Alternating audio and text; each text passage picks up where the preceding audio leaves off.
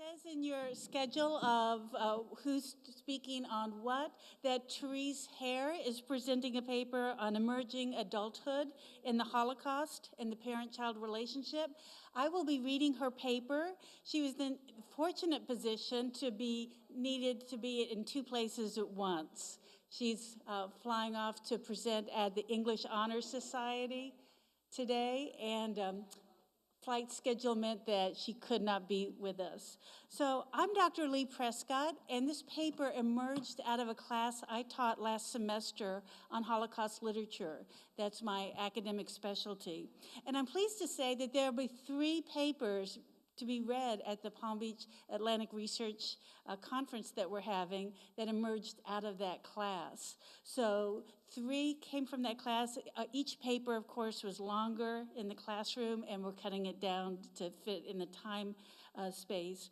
Also, for those of you who are interested in the Holocaust, I'm presenting tomorrow with my colleague, Professor Don Butler. Some of you will know Professor Butler.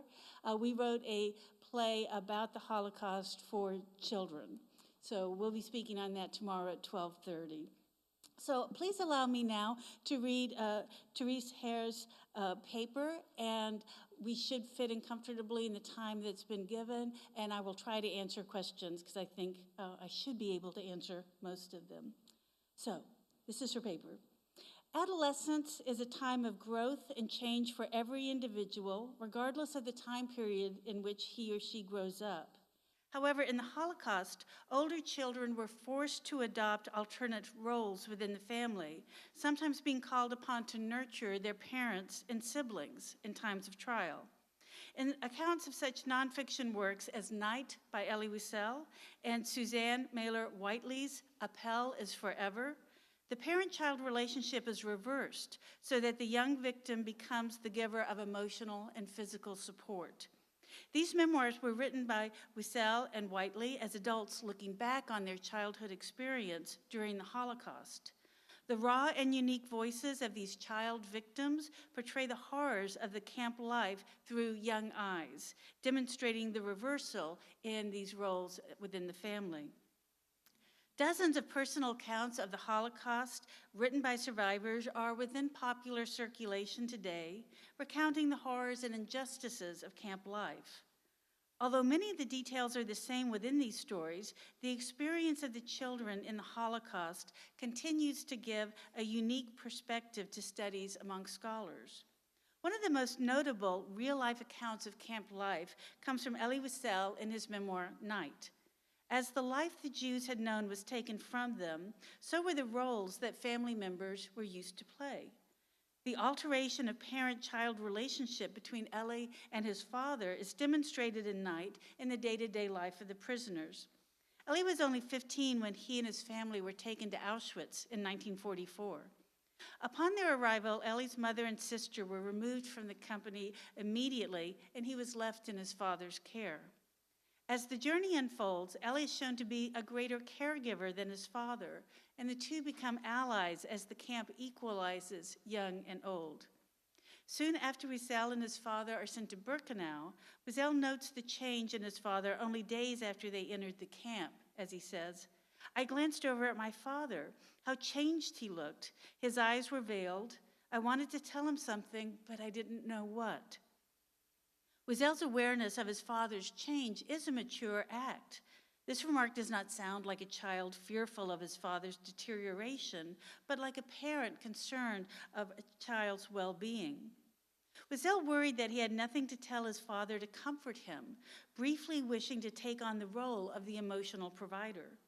On a similar occasion, when his father fell ill with colic and was struck by another inmate, Wiesel lamented his inability to protect his father and cursed the fear that made him hesitate. "I stood petrified. What had happened to me? My father had been struck in front of me and I had not blinked. Remorse began to gnaw at me. All I could think was, I shall never forgive them for this." His response mirrors that of a conflicted parent whose senses and protective instincts are marred by the camps. Wiesel struggled with his impulse to be his father's protector and his fear, marking him as a child but showing his rise to adulthood. Mark Anderson writes of Wiesel's experience. During their imprisonment, the roles of father and son are prematurely and perversely reversed. The father regresses to an enfeebled, defenseless child, while the son is thrust into the role of adult caretaker. This reversal is seen again later when Wiesel's father was struggling to march in step with the other prisoners. Wiesel writes, I decided to give my father lessons in marching in step, in keeping time. We began practicing in front of our block. I would command left, right, and my father would try. Although these lessons were unsuccessful, this desire to take up the role of teacher to his father portrays Wiesel as a paternal figure. As their time in the camp went on, Wiesel's worry for his father increased. I first thought of my father now. How would he pass selection? He had aged so much. Selection is when the Nazis were choosing who would live and who would die. This selfless desire to put his father's well-being above his own demonstrates a parental maturity, not the me-centered mindset of adolescence. However, not all children in Wiesel's situation acted in the same way. Some sons abandoned their fathers, stole from them, or sabotaged them in some way to promote their own survival. On one occasion, Wiesel describes an occurrence between a father and son. I once saw one of them, a boy of 13, beat his father for not making his bed correctly. As the old man quietly wept, the boy was yelling, if you don't stop crying instantly, I will no longer bring you bread. Understand? This boy's actions allow readers to see this reversal of roles, while wildly prevalent, did not always occur in a loving way. One scholar contrasts this to Wiesel's treatment of his own father. The boy was afraid that his father's failure to comply with regulations might call the attention of the guards and cause the block chiefs to reject him. This incident is contrasted with Wiesel, who takes care of his father. Wiesel's faithfulness to his father is seen throughout Night. He recounts a time when he felt like giving up, giving into death, and allowing himself to succumb to the elements, but he refrains, saying, my father's presence was the only thing that stopped me. He was running next to me, out of breath, out of strength. I had no right to let myself die. What would he do without me? I was his sole support. After their death march to Buchenwald, Wiesel and his father, together with other prisoners, were allowed a rest on the frozen ground. But Wiesel knew that to fall asleep would mean to die. He watched over his father and woke his father when he began to doze. When Wiesel whispered in his father's ear, his father woke up with a start. He sat up, bewildered, stunned, like an orphan. Here, the childlike nature of the father is demonstrated, juxtaposed against Wiesel's appropriated role as a caregiver. As his father becomes weak and ill, Wiesel cares for, protects, and defends his father to the last minute. When his father felt like giving up, Wiesel pushed on, forcing him to stay alive a little longer. He writes, Father, I howled, Father, get up right now, you will kill yourself. I grabbed his arm. He continued to moan. He had become childlike, weak, frightened, vulnerable. Wiesel has moved from his adolescent fears and desires to become the sole caretaker of his ill and aged father. The childish behavior of the father is demonstrated here and later when he appeals to his son for food, complaining of his ailments, and reverting to emotional reasoning. Wiesel did the best any parent can do for a child in a concentration camp until the time of the old man's death. Like Wiesel, Suzanne Mailer-Whiteley experienced the horrors of the Holocaust as a Jewish child in a concentration camp. She recounts this in her book, Appel is Forever, a child's memoir. Appel means the time prisoners had to gather to be counted, the roll call, which could last for hours, no matter what the weather conditions. Although Whiteley was only 7 when she entered Bergen-Belsen, she struggled to care for her parents in the camp. Whiteley was taken to the concentration camp with her mother, father, and little brother. It is the trials and terrors of this place that she describes in her memoir. In late winter and early spring in her time in Bergen-Belsen, Whiteley describes the conditions of the camp and the things she does to help her mother. She writes, "The floor is a sea of mud, vomit, and diarrhea. I try to climb from one bottom bunk to another until I reach my bunk on the upper tier of the 3 tiers. Next to me, Mama has a bunk in the middle tier where she lies with my little brother. They don't get up. Every day I stand by the food barrels and bring the tin of turnips in water to Mama." Whiteley tells of her experience being the provider for her family. She remembers another afternoon when she went into the barrack and her mother called to her, "Get me some water." "I don't want to get water," and I turn away. Mama calls to me and pleads with me to get her some water. I cannot bear the look on her face of desperate begging. This internal struggle Whiteley feels captures the emotion of a young child forced to take on the caregiver role. She remembers, "All at the same moment, I know I must get her water because I can't stand to see her suffering, and I feel deep hatred for her weakness, her desperation. I don't want to see it. I don't want to know it." Unlike Wiesel and his apparent maturity throughout his time in Birkenau and Buchenwald, Whiteley, being as young as she was, still displayed the psychology of a child, craving to be the recipient of care and resenting her mother when this deserved treatment was not given. However, because of her circumstances, Whiteley was forced to put these emotions aside and help her mother. This shows mental growth in a child so young, demonstrating that she is able to put the needs of her mother above her own desires. Whiteley writes of the apathy her mother displays when the Germans come to move them again, saying, "Mama doesn't move until the last minute." And when she does, she describes the terrible feeling of almost being left behind, forgotten by her mother. Again, Whiteley recalls having to play an adult role to her parents when the request comes from her father. She says, "It seems to me I've been carrying a tin with rations in it for as long as I can't remember a time before this. I carry the tin to Papa's barrack. Papa also doesn't move anymore." The war was nearing its end, and those that were well enough could move about in the camp, the women and children to the men's camp and vice versa. During this time when the young were called upon to aid the old, Whiteley is asked by her father to empty the latrine bucket. "I carry the bucket by the metal wire handle. It is full to the top with brown liquid. It is very hard to do, and the metal cuts into my hand and it hurts. The next time I bring Papa a ration, it starts all over again." With the deterioration of her parents, Whiteley needs to be strong physically, as in this instance, but she also develops a mental strength, a perception that her older, sicker parents did not have. She recounts a time that she and her family walked on the grounds of the camp, her weak Papa carrying their only suitcase. Whiteley walked behind her parents slowly and thought, "Don't carry this suitcase. The suitcase doesn't matter. He is going to die if he carries it. The extra effort will make him die. Why doesn't Mama understand?" This young child's perception of the situation is beyond her years in insight and maturity, shedding the desire for material things while her mother still clung to them. Here, readers can see Whiteley's new grasp on the importance of life over everything.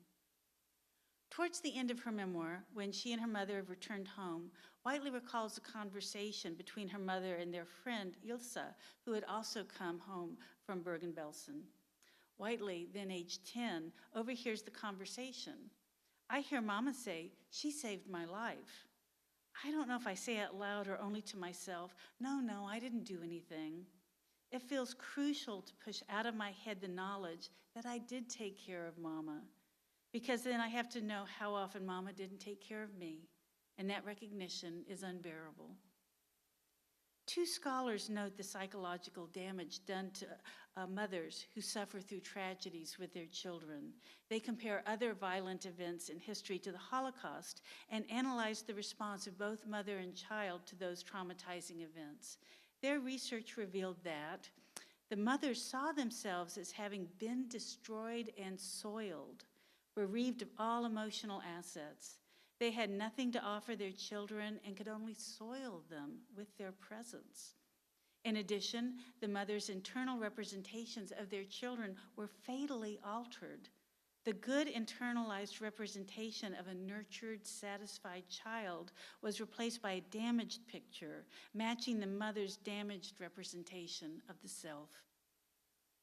This analysis shows that the withdrawal Whiteley experienced from her mother on a small scale is a common psychological phenomenon that occurs in mothers whose children have witnessed them succumb to tragedy.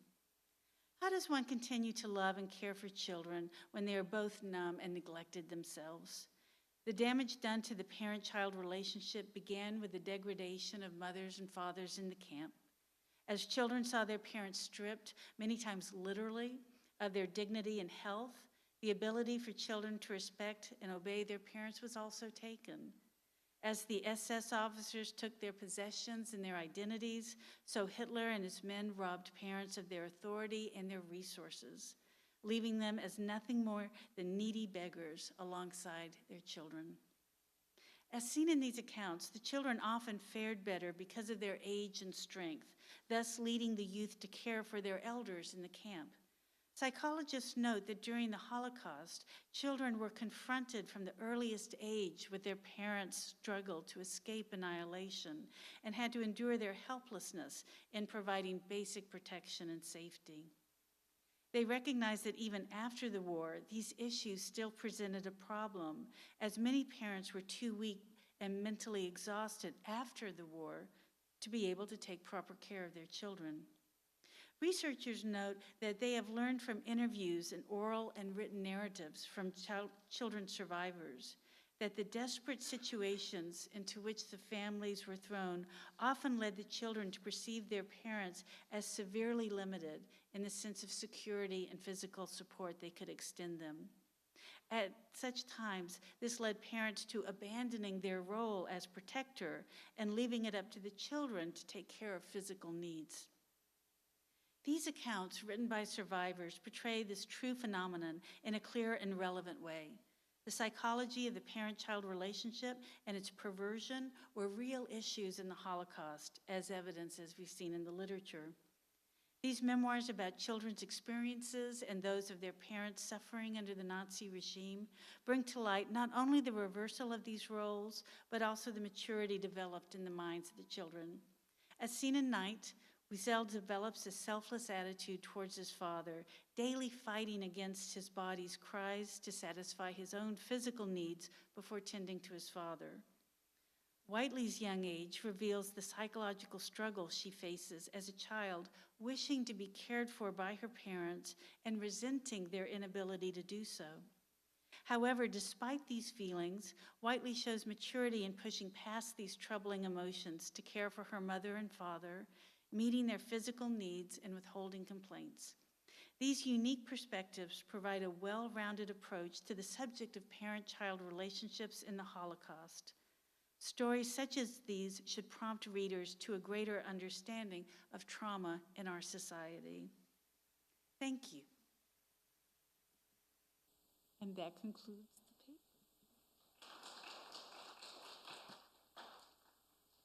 With 42 seconds left.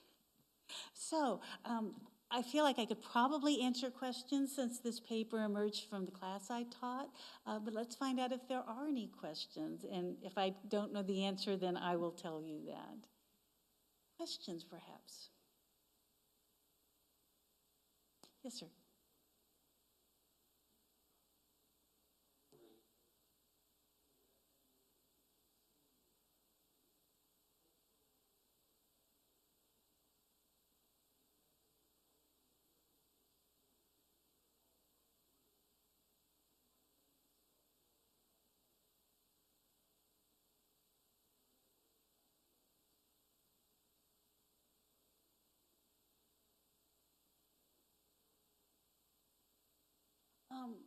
I'm going to juggle my answer with, it's going to go like this.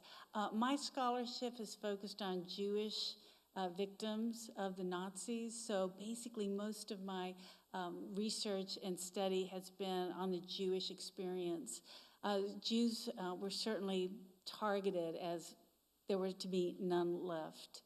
The other people were targeted too, as I'm sure you all know the litany. Slavic people, gypsies, homosexuals, mentally and physically disabled people. This paper, as I said or meant to say at the beginning, was originally a longer paper for the class. And even in what Therese gave me to read today, I had to edit a few things out. One was an insight from Charlotte Delbo, who's a wonderful writer. She was a French woman, an adult, when she went to Auschwitz. She was a resistance fighter.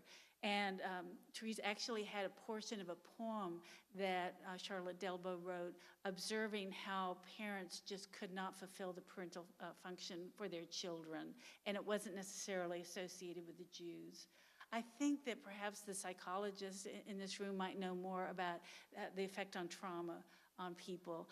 I would suspect that when you're in a camp with the ultimate goal of being annihilated, either killed as the Nazis were killing the Jews, or worked to death, or starved to death, probably each experience was quite similar. So that's a little bit of juggling, but there's my answer. Is there another question I might possibly answer or juggle?